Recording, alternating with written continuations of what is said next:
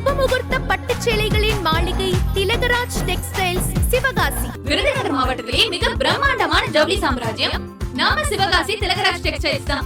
Iran மீது அமெரிக்காவும் இஸ்ரேலும் கடந்த ஒரு மாதத்திற்கு முன் கடுமையான தாக்குதலை நடத்தின. இந்த தாக்குதல்களில் 2000க்கும் மேற்பட்டோர் பலியானதுடன் ஈரானின் பல கட்டடங்கள், உற்பத்தி நிலையங்கள், மருத்துவமனைகள், பள்ளிகள் உள்ளிட்டவை கடுமையாக சேதமடைந்தன. ஈரானுக்கு எதிரான இந்த தாக்குதல்களை அமெரிக்கா வளைகுடா நாடுகளில் உள்ள தங்களது இராணுவ தளங்களில் இருந்து நடத்தியது.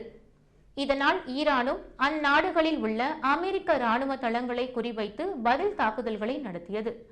இதற்கிடையே சென்ற 8ஆம் தேதி அமெரிக்க அதிபர் ட்ரம்ப் 2 வார கால போர் நிறுத்தத்தை அறிவித்தார்.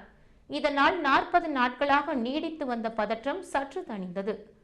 பாகிஸ்தானில் நடைபெற்ற அமெரிக்கா ஈரான் தரப்புக்கு இடையேயான முதல் அமைதி பேச்சுவார்த்தை தோல்வியடைந்தது.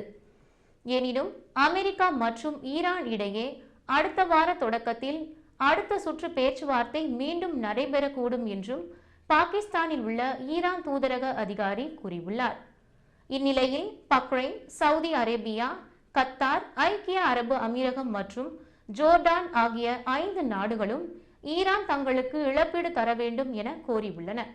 இது தொடர்பாக ஐநா பொதுச் செயலாளர் அன்டோனியோ குட்ரேஸ், பாதுகாப்பு கவுன்சில் தலைவர் ஜமால் பரேஸ் ஆகியோருக்கு ஈரானின் தூதர் அமீர் சையது இரவானி கடிதம் ஒன்றை எழுதியுள்ளார்.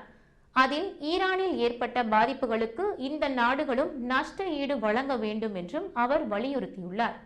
பாகிஸ்தானில் நடந்த அமைதி பேச்சுவார்த்தையில் ஈரான் மீதான தாக்குதல்களுக்கான நஷ்ட ஈட்டை அமெரிக்கா வழங்க வேண்டும் என்றும் தங்களது 10 அம்ச அமைதி திட்டத்தில் ஈரான் வலியுறுத்தியிருந்தது குறிப்பிடத்தக்கது.